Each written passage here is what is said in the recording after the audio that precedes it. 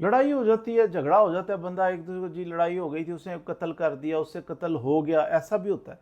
लेकिन बाज़ दफ़ा ऐसा होता है कि बिल्कुल नाहक कत्ल कर दिया जाता है किसी इंसान को, अपना गुनाह छुपाने के लिए। उसका कोई गुनाह नहीं था, वो बोला भी नहीं, उसने कुछ भी नहीं किया, मुझसे गुनाह हुआ, मुझसे गलती हुई और मैंने उसको मर्डर कर दिया, ऐसा भी होता है।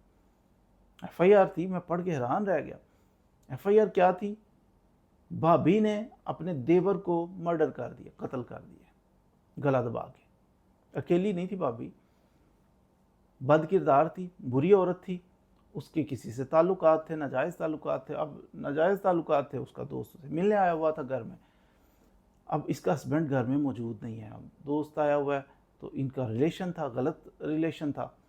ऊपर से वो देवर साहब जो है ना, वो किसी वजह से वो घर में पहुंच गए, उन्होंने देखा तो ये हालत अच्छी नहीं थी, गलत हालत में थे, तो नाजायज़ उन्होंने काम करते हुए देख लिया। तो अब ये औरत अपना गुनाह छुपाने के लिए, मैं तो पकड़ी गई, अब मेरी तो सारे ख़ानदान में, रिश्तेदारों में क्या बनेगा मेरा, इसने तो देख लिया। तो अब कुछ ना सूझी, ऐसी हवास बाख्ता औरत हो गई, उसने अपने फ्रेंड को कहा इस पकड़े से मार ही दो।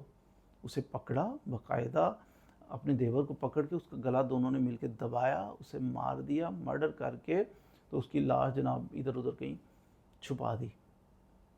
कुछ अरसे के बाद पता नहीं कैसे मर गया, कुछ पता तो चल जाना था। पता चला तो फिर पोस्टमार्टम वगैरह किया उन्होंने, तो फिर जनाब आहिस्ता आहिस्ता ये राज खुला कि भाभी साहिबा ने उसको मर्डर कर दिया अपने दोस्त के साथ मिलके।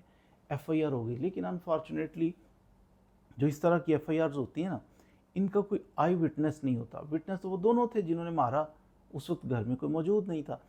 ये फिर केस चलता है, अदालत जनाब, नीचे वाली अदालतें फिर भी कुछ कुछ सज़ा दे देती हैं, अदालत ने कुछ ना कुछ सज़ा दे दी। अब ऊपर गए, ऊपर वाली अदालत ने देखा आई विटनेस कोई नहीं है, ये बाज़ार समझ में नहीं आती, ये डिलेड FIR है, घर वालों को भी नहीं पता था, उन्होंने किसी को शामिल भी नहीं किया था कि किसने मर्डर किया। नामालूम के ख़िलाफ़ FIR थी, इन्वेस्टिगेशन में फिर वो औरत पकड़ी गई। तो अदालत फिर ये सारी चीज़ों को देख के कि हो सकता है इसमें कोई गलती की गुंजाइश हो, कैसे इस औरत को सज़ा दें। तो अदालत ने उस औरत को, जो गुनहगार थी, जो गलत औरत थी, अपना गुनाह छुपाने के लिए नाहक उस अपने देवर को कत्ल किया उसने, तो अदालत ने उसे छोड़ दिया। अब बज़ाहिर कुछ सेंसिटिव बंदा देखे उसे दुख होगा कि ये अदालत ने क्या किया, लेकिन अदालत के आंखों पे पट्टी नहीं बंधी, अदालत की जो है ना वो कानों पे भी पट्टी बंधी होती है।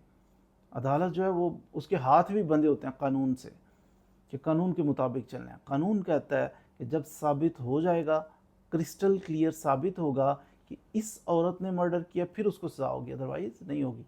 तो अदालत ने इस औरत को बरी कर दिया। बड़ा, लेकिन अच्छा, ये अदालत से औरत जो बरी हो जाती है, आपका क्या ख्याल है, वो ठीक है बरी होगी पक्की पक्की? नहीं, अभी नहीं बरी, अभी फाइनल फैसला तो होना है अल्लाह ताला की अदालत में।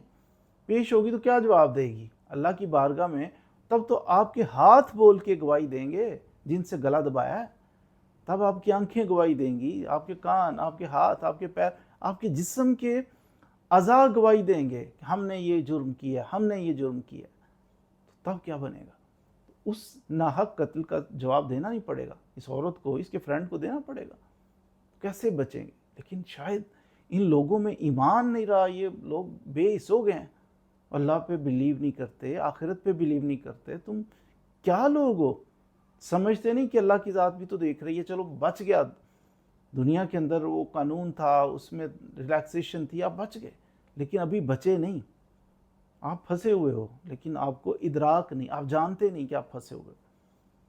तो ये एक अदालत दुनिया की है, और इसके बाद एक अदालत लगने वाली है जहाँ पे हर चीज़, जैसे वीडियो नहीं बंदा देखता ये कौन क्या कर रहा है, बिल्कुल क्लियर वीडियो, हाई मेगापिक्सल की वीडियो, उस तरह का रिजल्ट होगा।